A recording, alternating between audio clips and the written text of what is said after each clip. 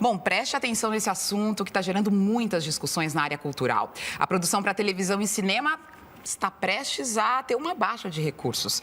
A Justiça isentou as empresas de telecomunicação da contribuição para o desenvolvimento da indústria cinematográfica nacional, a Condecine. Esse tributo anual pago pelas teles representa grande parte do dinheiro do Fundo Setorial do Audiovisual. O que a gente quer saber e explicar para vocês? O que isso representa? A gente vai ter menos produções nacionais por causa disso? Por que as empresas não querem mais pagar essa contribuição? Quem se beneficia com a contribuição? Os nossos convidados têm diferentes perspectivas sobre esse tema. Vamos a eles. O advogado Marcos Bitelli, especializado em Direito da Comunicação e Entretenimento. Também é nosso convidado, o diretor e presidente da SP Cine, o Alfredo Manevi. E o diretor, produtor independente, Kiko Mistrorrigo. Tudo bem, gente? Boa noite. Que bom estar aqui para a gente esclarecer para as pessoas e tem uma preocupação na área cultural a respeito da perda desses recursos. Eu quero começar com o Kiko, que é um produtor independente, que é um diretor e que usou o recurso do Fundo Setorial para uma série de animação para crianças de sucesso que se chama... O Show da Luna. O Show da Luna, que eu assisto sempre. Foi para a primeira temporada do Show da Luna? Foi para a primeira meia temporada. Na verdade, temporada é um termo que a gente usa no mercado, que geralmente são 52 episódios que formam uma temporada. A gente fez os primeiros 26 com uma parte do financiamento com os recursos do Fundo Setorial. A gente diz que é uma produção de sucesso porque já foi licenciado para muitos países, não foi? Ela está passando atualmente em mais ou menos 70 países, e América Latina toda, Estados Unidos, Inglaterra, Suécia, está viajando, está começando a viajar. Ela está começando a viajar. E tem também uma parte de licenciamento de produtos que a gente está fazendo no Brasil e na América Latina. Quanto de dinheiro você usou para essa meia temporada do Fundo Setorial? Precisamente, eu não sei te dizer, mas foi a principal parte. Eu acho que o Fundo Setorial, a TV Brasil foi o canal proponente. A gente entrou com os recursos do Fundo Setorial, complementamos com outros financiamentos, que é do BNDES, que entrou com recurso, a lei do audiovisual, o artigo 1º A, com recursos de lei de incentivo. E aí a gente conseguiu fazer a primeira temporada. Na segunda temporada já não precisei do Fundo Setorial. Porque aí você já tinha conseguido.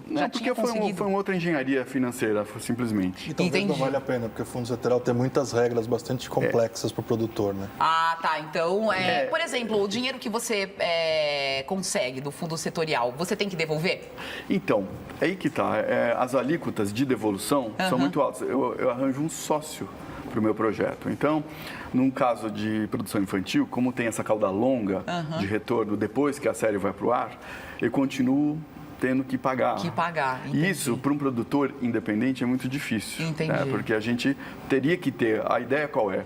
Todo produtor independente quer ter a independência financeira. A gente faz uma série, consegue sucesso, eu consigo um dinheiro para fazer uma outra série. Entendi. E dessa forma, vai demorando mais para isso acontecer. Entendi. Vamos colocar um pouquinho para as pessoas, para todo mundo, para quem não conhece. Eu vou cantar junto um trechinho do Show da Luna.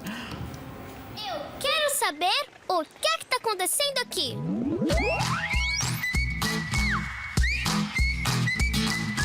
Eu quero saber porque o gato mia. Verde por fora, vermelha por dentro é a melancia. Eu quero saber, não quero dormir. O que tá acontecendo eu vou descobrir.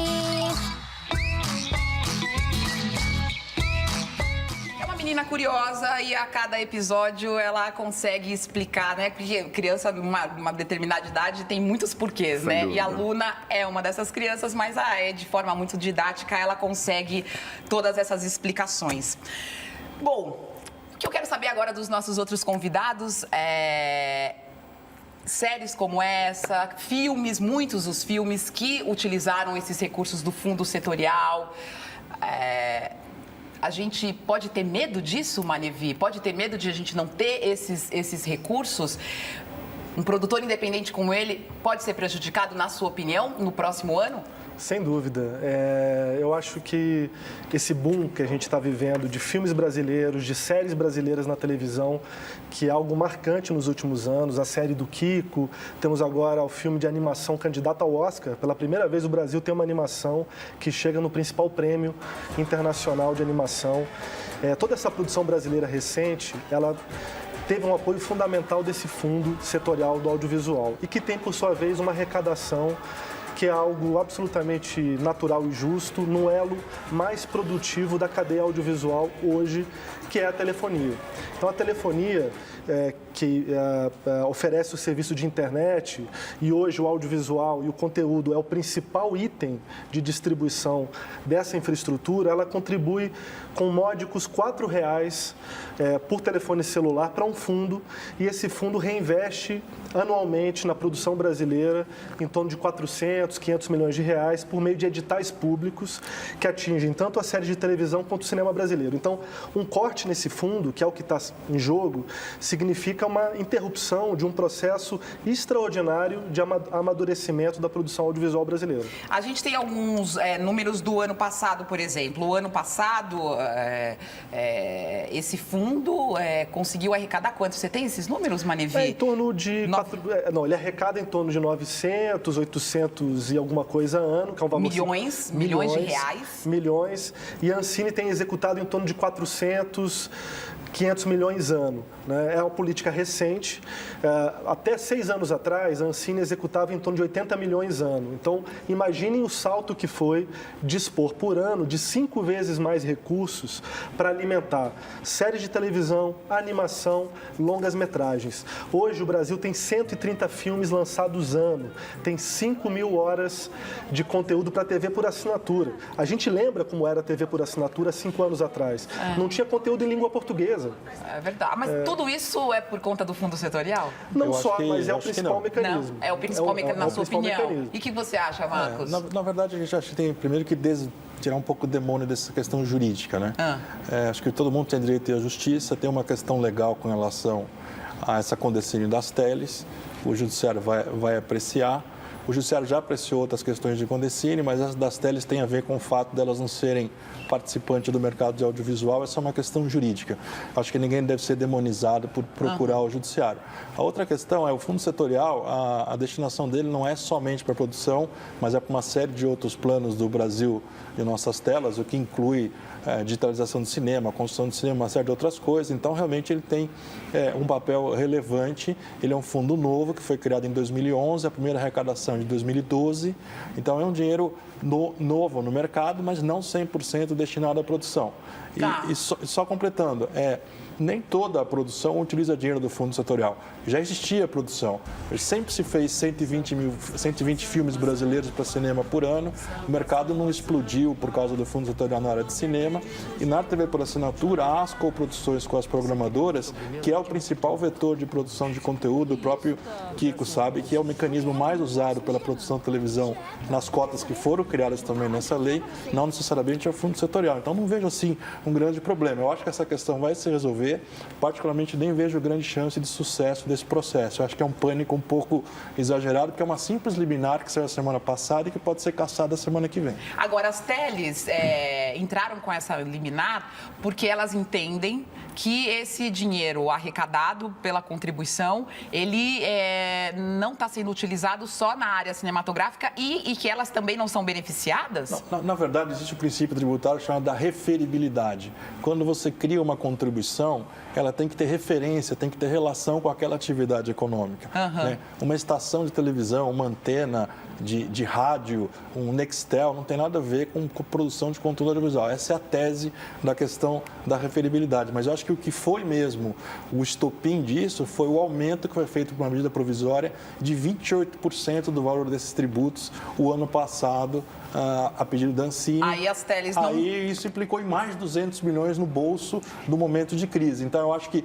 elas estavam um pouco acomodadas com a questão dessa ilegalidade, que já vinha desde 2011, mas toleravam. Aí, de repente, do dia para a noite, você vai buscar mais de 200 milhões de reais no bolso de 2 ou 3 contribuintes, porque também é um mercado muito concentrado, elas acabaram tendo que procurar uma solução para isso. Acho que foi um pouco, assim, politicamente o momento errado de aumentar a condecínio. Manevi, por favor. Eu acho que é importante explicar para os telespectador que esse tributo foi criado numa lei de 2011 e essa mesma lei permitiu que as operadoras de telefonia, essas empresas que entraram na justiça, participassem do mercado audiovisual brasileiro.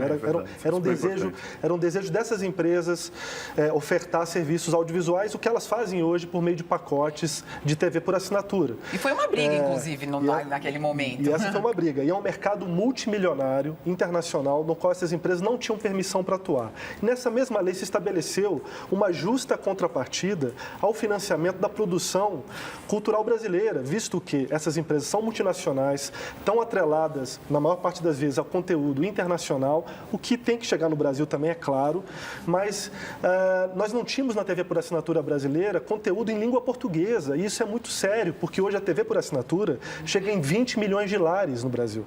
Então, a lei, ela estabeleceu de maneira justa e, ao meu entender, bastante equilibrada, a participação em um mercado novo com um investimento na produção local, por meio desse fundo. Então, nesse momento, se rompe o acordo e se desobedece uma legislação aprovada no Congresso por meio dessa atitude. Mas eu quero saber do impacto no mercado. Kiko, o que você ia dizer? Eu participei na briga por essa lei, por aprovação dessa lei, 12.485, que foi a lei que estabeleceu todo esse novo cenário e as cotas na TV por assinatura. Entendi. Isso foi uma mudança radical no mercado. Os grupos de mídia, as TVs estrangeiras que estavam aqui no Brasil, que estão no Brasil, eles começaram a abrir um diálogo com o produtor independente que não tinha antes. Porque antes Você sente isso? Nós Você éramos sentiu? coadjuvantes da situação, porque eles iam lá, traziam toda a programação de fora, a gente ia tentando ali, eu consegui o Peixonauta com muita dificuldade na época, que ele entrou no ar em 2009, a lei é de 2012. Entendi. E aí, justamente por ele ter tido sucesso, ele foi usado para dizer, olha aqui, o conteúdo brasileiro pode ser interessante para vocês, programadores. Ele realmente, todo mundo saiu ganhando com isso. Por quê?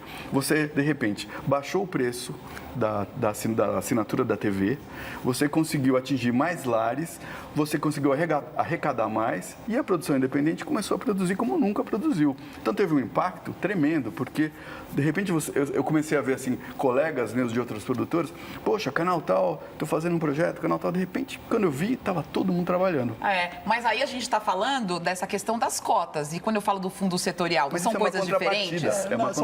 São diferentes porque, na verdade, o Kiko sempre foi um produtor de sucesso e a cota criou um outro mecanismo de parceria entre os produtores, que o fundo setorial ele é mais um dos elementos de financiamento, ele não é o elemento de financiamento. E especialmente essa relação do Kiko é com as programadoras, não é com as teles. Então, esse sucesso dessas parcerias entre produtor e programador é uma vitória da lei que não tem a ver com esse assunto particular. Nós estamos falando de um assunto muito específico que é a condescendência das telas. Tem aí uma história de sucesso entre os programadores e produtores, mas isso é um plus que apareceu na história. Marcos, você está me dizendo que esses 900 milhões de reais que não virão mais para o fundo, se acontecer exatamente, Não vai acontecer. Você acha que não vai acontecer? Não vai acontecer. Se acontecer, mas esses 900 milhões de reais, você está falando que para o mercado não vai fazer falta? Lógico que vai fazer falta. Todo dinheiro faz falta. Estou dizendo que para a lei é de TV por assinatura. Ok? Para a TV por assinatura, pode ser que não seja uma tragédia se isso acontecer. Não vai acontecer. Agora, para o mercado de audiovisual, que envolve outras coisas que não só a produção, como a Levi falou e eu também, pode fazer falta o dinheiro. Ainda que não esteja usando todo o dinheiro. Sim. Seria bom que usasse todo o dinheiro. Claro. Né? Porque o dinheiro também não é usado todo. Né? Você tem que ver que a gente, do mesmo modo que você tinha a Ancine investindo 80 milhões antes da lei, a Ancine custava 19 milhões, já ela custa 662 milhões.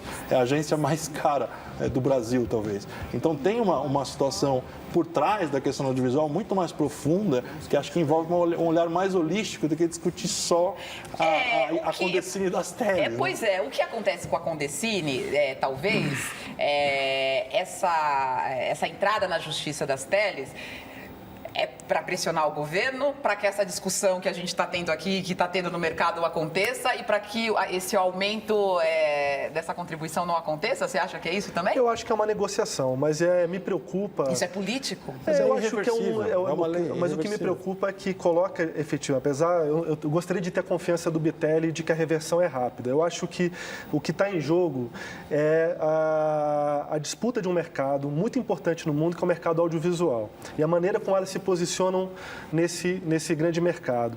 O Brasil hoje está se colocando de uma maneira muito interessante, né, com uma produção vigorosa. A gente tem 2 séries de televisão brasileiras que são campeãs de audiência na TV por assinatura. E isso, obviamente... Quais são? Bom, eu estou aqui do lado de um dos criadores do Luna, enfim, que é o Luna. Que temos outras que também são igualmente reconhecidas em audiência. Então, são produtos de alta qualidade, que estão trazendo um público novo. E hoje a gente tem mais de 500 roteiristas independentes trabalhando com séries no Brasil. Então, quando se coloca uma suspeição sobre um modelo que está dando certo, e com uma tese que não tem o menor sentido, porque a telefonia ela é parte hoje da indústria audiovisual mundial. A Comcast nos Estados Unidos se associou recentemente à TV por assinatura. Então, esse é um processo irreversível. É claro. Porque instalado as malhas, as antenas, a grande questão é o que passa nessa malha de telefonia. E é o conteúdo audiovisual que é o ouro, que é o produto de mais valor agregado nesse processo. Então, a tese, eu tenho certeza que a Justiça vai ter serenidade em reverter, né, essa liminar. A tese não é minha, só contei para você qual era a tese. Não, eu sei. Eu disse que eu queria ter a sua confiança de que vai ser rápido. Eu tenho também esperança de que, com serenidade, a Justiça vai reverter, porque a tese é errada, né? O argumento é de que a telefonia não participa da cadeia audiovisual. E todas as empresas, talvez só uma empresa de telefonia no Brasil não oferte hoje pacotes de canais por assinatura e é conteúdo audiovisual. Então, essa tese não tem pé nem cabeça. A contribuição tem que... Agora, para finalizar, a contribuição é paga anualmente em março. Estamos em fevereiro. Sim, a discussão tem pouco tempo. Tem pouco tempo para isso se reverter. Você acha que se reverte? Estou te dando aí uma... em março, reverte em abril ou maio, mas normalmente após uma liminar, você tem 10 dias para fazer um recurso, ou no caso do Estado, 20. Ele vai fazer um recurso e a semana que vem o tribunal vai reapreciar essa questão. Então, não é assim, então a sentença definitiva, o processo começou agora, né? Isso é muito natural, as pessoas entram um pouco em pânico, minha recomendação é, não vamos panicar demais, porque acho que tem muita água para rolar embaixo disso. E, de novo, quer dizer, isso só foi startado por um aumento que aconteceu ano passado, totalmente fora do momento da economia brasileira. Entendi. Talvez tivesse deixado quieto, porque mal consegue gastar os 850 milhões que estão lá, para que vamos buscar mais 200 milhões, né? Então, mais 200 milhões foi aquilo que apertou o sinal vermelho. Talvez as teles estivessem conseguindo pagar e chegou um momento que, quando você não tem opção, você vai para cima. Pode ser um mercado milionário, porque trabalha com milhões de pessoas, mas a capacidade de investimento das teles e o resultado delas está cada vez ficando mais difícil. Vamos dizer, a voz está acabando, né? O mundo nem fala. É difícil você ver quem fala no telefone. Exatamente. Hoje. Então, é todo um modelo. Esse negócio de internet, as teles sofrem o problema dos over-the-top, que são os Netflix da vida, que gravitam por cima de toda a infraestrutura delas sem pagar um pedágio, por exemplo. Então, tem vários lados da mesma moeda e as pessoas deviam, talvez, se unir para entender a questão do modo complexo que é e não entendo a preocupação de diminuir a receita. Eu acho que não vai acontecer, mas tem uma questão jurídica que tem que ser respeitada. Ele tem que ter o direito de discutir e ganhar ou perder, né?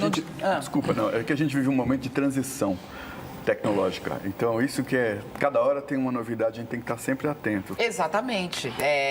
A entrada do Netflix, por exemplo, no mercado é uma grande modificação. Claro. A questão que você falou exatamente, das malhas que já estão estabelecidas e do que não dá para uma empresa de telefonia dizer que ela não está nesse mercado. Isso é verdade. Que bom, muito obrigada pela presença de vocês. Eu acho que os nossos convidados conseguiram esclarecer bastante as questões que estavam aqui prementes. Muito obrigada, é um prazer, voltem sempre. Kiko, eu adoro a Luna. Obrigado. Um beijo, tchau, tchau.